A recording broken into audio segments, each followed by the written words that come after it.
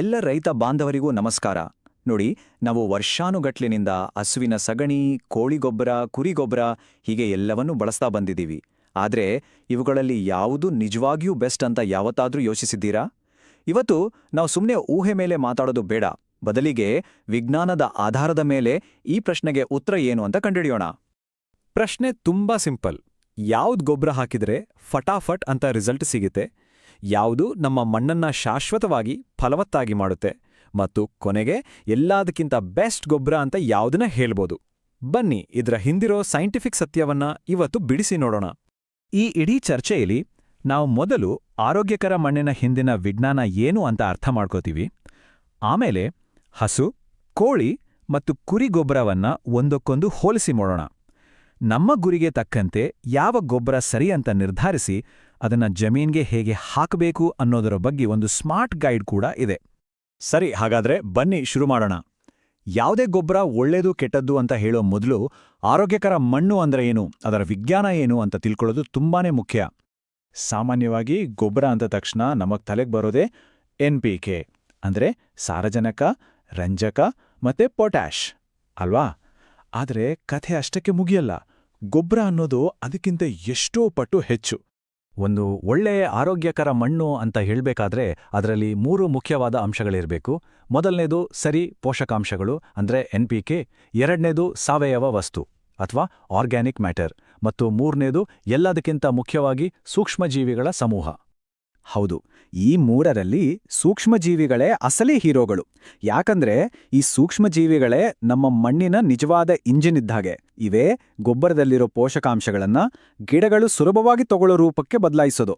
ಸೂಕ್ಷ್ಮಜೀವಿಗಳು ಇಲ್ಲ ಅಂದ್ರೆ ನೀವು ಎಷ್ಟೇ NPK ಹಾಕಿದ್ರೂ ಅದು ಗಿಡಕ್ಕೆ ಸಿಗೋದೇ ಇಲ್ಲ, ವೇಸ್ಟ್ ಆಗುತ್ತೆ. ಹಾಗಾದ್ರೆ ಈ ಸೈನ್ಸ್ ಇಟ್ಕೊಂಡು ಬನ್ನಿ ನಮ್ಮ 3 ಪ್ರಮುಖ ಗೊಬ್ಬರಗಳನ್ನ ಹೋಲಿಸಿ ನೋಡೇ ಬಿಡೋಣ. ಹಸು, ಕೋಳಿ ಮತ್ತು ಕುರಿ ಗೊಬ್ಬರದ ನಡುವೆ ವೈಜ್ಞಾನಿಕವಾಗಿ ಏನೆಲ್ಲ ವ್ಯತ್ಯಾಸಗಳಿದೆ? ಮೊದಲನೇದಾಗಿ ನಮ್ಮ ಹಸುವಿನ ಸಗಣಿ ಅಂದ್ರೆ ಗೋಮಯ. ಇದರ ವೈಜ್ಞಾನಿಕ ಪ್ರೊಫೈಲ್ ನೋಡಿದ್ರೆ ಇದರಲ್ಲಿ NPK ಪ್ರಮಾಣ ಸ್ವಲ್ಪ ಕಡಿಮೆ ಇರುತ್ತೆ. ಆದರೆ ಇದರಲ್ಲಿ ಸಾವಯವ ಇಂಗಾಲ ಮತ್ತು ಲಕ್ಷಾಂತರ ಕೋಟಿ ಉಪಯುಕ್ತ ಸೂಕ್ಷ್ಮಜೀವಿಗಳು ತುಂಬಿ ತುಳುಕುತ್ತಿರ್ತವೆ. ನೋಡಿ, ಗೋಮಯ ಹಾಕಿದ ತಕ್ಷಣ ರಿಸಲ್ಟ್ ಕೊಡಲ್ಲ. ಇದೊಂದು ಸ್ಲೋ ಪ್ರಾಸೆಸ್. ಹಾಕಿದ 20-30 ದಿನಕ್ಕೆ ಮಣ್ಣಲ್ಲಿರೋ ಸೂಕ್ಷ್ಮಜೀವಿಗಳು ಆಕ್ಟಿವೇಟ್ ಆಗ್ತವೆ. 1-2 ತಿಂಗಳಲ್ಲಿಯೇ ಮಣ್ಣಿನ ರಚನೆ ಸುಧಾರಿಸುತ್ತೆ ಮತ್ತು 3 ತಿಂಗಳು ಕಳೆಯುವಷ್ಟರಲ್ಲಿ ನಿಮಗೆ ಒಂದು ಸ್ಪಷ್ಟವಾದ ಗಟ್ಟಿಯಾದ ಫಲಿತಾಂಶ ಕಣ್ಣಿಗೆ ಕಾಣಿಸುತ್ತೆ. ಇದು ಮಣ್ಣನ್ನು ನಿಧಾನವಾಗಿ ಆದರೆ ಶಾಶ್ವತವಾಗಿ ಬಲಪಡಿಸುತ್ತೆ. ಸೊ ಫೈನಲ್ ವರ್ಡಿಕ್ಟ್ ಏನು? ಗೋಮಯ ಅಂದ್ರೆ ಅದೊಂದು ಸಾಯಿಲ್ ಬಿಲ್ಡರ್, ಅಂದ್ರೆ ಮಣ್ಣನ್ನು ನಿರ್ಮಿಸುವ ಕೆಲಸಗಾರ. ದೀರ್ಘಕಾಲದ ಫಲವತ್ತತೆಗೆ ಇದೇ ರಾಜ. ಸರಿ, ಗೋಮಯದ ಕಥೆ ಆಯಿತು. ಈಗ ಕೋಳಿ ಗೊಬ್ಬರದ ಕಡೆ ಬರೋಣ. ವೈಜ್ಞಾನಿಕವಾಗಿ ಹೇಳೋದಾದ್ರೆ ಇದೊಂದು ಹೈ ನೈಟ್ರೋಜನ್ ಫರ್ಟಿಲೈಸರ್. ಇದರಲ್ಲಿ ಸಾರಜನಕದ ಅಂಶ ವಿಪರೀತ ಜಾಸ್ತಿ ಇರತ್ತೆ. ಇದು ಫುಲ್ ಫಾಸ್ಟ್ ಅಂಡ್ ಫ್ಯೂರಿಯಸ್ ಇದ್ದಾಗೆ. ಇದರಲ್ಲಿ ಇರೋ ಅಧಿಕ ಸಾರಜನಕದಿಂದ ಹಾಕಿದ 5-7 ದಿನದಲ್ಲಿ ಗಿಡಗಳು ಪಚ್ಚೆ ಹಸಿರಾಗ್ಬಿಡ್ತವೆ. 10-15 ದಿನದಲ್ಲಿ ಸಡನ್ನಾಗಿ ಬೆಳವಣಿಗೆ ಕಾಣುತ್ತೆ ಮತ್ತು 1 ತಿಂಗಳಲ್ಲಿ ಸ್ಪಷ್ಟವಾದ ಫಲಿತಾಂಶ ನಿಮ್ಮ ಕಣ್ಮುಂದಿರುತ್ತೆ. ಹಾಗಾಗಿ ಕೋಳಿ ಗೊಬ್ಬರ ಅನ್ನೋದು ಒಂದು ಇನ್ಸ್ಟೆಂಟ್ ಬೂಸ್ಟರ್. ಆದರೆ ಒಂದು ವೈಜ್ಞಾನಿಕ ಎಚ್ಚರಿಕೆ ಇದೆ. ಇದನ್ನ ಜಾಸ್ತಿ ಬಳಸಿದ್ರೆ ಅಧಿಕ ಸಾರಜನಕದಿಂದ ಗಿಡದ ಬೇರುಗಳು ಸುಟ್ಟೋಗೋ ಚಾನ್ಸ್ ಇರುತ್ತೆ. ಹಾಗಾಗಿ ಇದನ್ನ ಬಳಸುವಾಗ ತುಂಬಾನೇ ಜಾಗ್ರತೆ ಬೇಕು. ಈಗ 3ನೇ ಆಪ್ಷನ್, ಕುರಿಗೊಬ್ಬರ. ಇದನ್ನ ಒಂದು ರೀತಿ ಆಲ್ರೌಂಡರ್ ಅಂತ ಕರಿಬಹುದು. ವೈಜ್ಞಾನಿಕವಾಗಿ ಇದೊಂದು ಸಮತೋಲಿತ ಸಾವಯವ ಗೊಬ್ಬರ. ಇದು ಕೋಳಿ ಗೊಬ್ಬರದಷ್ಟು ಫಾಸ್ಟ್ ಅಲ್ಲ, ಗೋಮಯದಷ್ಟು ಸ್ಲೋ ಕೂಡ ಅಲ್ಲ, ಒಂದು ಮೀಡಿಯಂ ಪೇಸ್. ಇದರಲ್ಲಿ NPK ಎಲ್ಲವೂ ಒಂದು ಉತ್ತಮ ಸಮತೋಲನದಲ್ಲಿರುತ್ತೆ. 10-15 ದಿನಕ್ಕೆ ಇದರ ಕೆಲಸ ಶುರುವಾಗಿ 1 ತಿಂಗಳಲ್ಲಿ ಬೆಳವಣಿಗೆ ಕಾಣಿಸುತ್ತೆ ಮತ್ತು 2 ತಿಂಗಳಲ್ಲಿ ಒಂದು ಸ್ಟ್ರಾಂಗ್ ರಿಸಲ್ಟ್ ಕೊಡುತ್ತೆ. ಇದು ಸ್ಥಿರವಾದ ಬೆಳವಣಿಗೆಗೆ ಹೇಳಿ ಮಾಡಿಸಿದ್ದು. ಹಾಗಾಗಿ ಕುರಿಗೊಬ್ಬರದ ನಮ್ಮ ತೀರ್ಪು ಇದು ಬ್ಯಾಲೆನ್ಸ್ಡ್ ಗ್ರೋತ್ ಕೊಡುತ್ತೆ. ಅಂದ್ರೆ ಸ್ಥಿರ ಮತ್ತು ಸಮತೋಲಿತ ಬೆಳವಣಿಗೆಗೆ ಇದು ಬೆಸ್ಟ್ ಚಾಯ್ಸ್. ಸರಿ, ನಾವು ಈಗ 3 ಗೊಬ್ಬರಗಳ ಸೈನ್ಸ್ ತಿಳ್ಕೊಂಡಾಯ್ತು. ಈಗ ಅಸಲಿ ಪ್ರಶ್ನೆಗೆ ಬರೋಣ. ನಮ್ಮ ಗುರಿಗೆ, ನಮ್ಮ ಉದ್ದೇಶಕ್ಕೆ ಯಾವ ಗೊಬ್ಬರ ಸರಿ? ಬನ್ನಿ ಅಂತಿಮ ತೀರ್ಮಾನ ನೋಡೋಣ. ನೋಡಿ, ಇದನ್ನ ಸರಳವಾಗಿ ಹೇಳಬೇಕು ಅಂದ್ರೆ ಅತ್ಯುತ್ತಮ ಗೊಬ್ಬರ ಅಂತ ಒಂದಿಲ್ಲ. ಬದಲಿಗೆ ನಮ್ಮ ಉದ್ದೇಶಕ್ಕೆ ಅತ್ಯುತ್ತಮ ಗೊಬ್ಬರ ಯಾವುದು ಅಂತ ಯೋಚಿಸ್ಬೇಕು. ನಿಮಗೆ ಫಾಸ್ಟ್ ರಿಸಲ್ಟ್, ಬೇಗ ಗಿಡ ಹಸಿರಾಗಬೇಕು ಅಂದರೆ ಕೋಳಿ ಗೊಬ್ಬರ ಬಳಸಿ. ಇಲ್ಲ, ನನ್ನ ಮಣ್ಣು ದೀರ್ಘಕಾಲ ಚೆನ್ನಾಗಿರಬೇಕು ಅಂದರೆ ಗೋಮಯ ಬಳಸಿ. ಎರಡೂ ಬೇಡ, ಒಂದು ಸ್ಥಿರವಾದ ಸಮತೋಲಿತ ಬೆಳವಣಿಗೆ ಸಾಕು ಅಂದರೆ ಕುರಿ ಗೊಬ್ಬರವೇ ಬೆಸ್ಟ್. ಓಕೆ, ಯಾವ ಗೊಬ್ಬರ ಅಂತ ನಿರ್ಧಾರ ಮಾಡಿದ್ಮೇಲೆ ಅದನ್ನ ಹೇಗೆ ಬಳಸಬೇಕು ಅನ್ನೋದು ಕೂಡ ಅಷ್ಟೇ ಮುಖ್ಯ ಅಲ್ವಾ?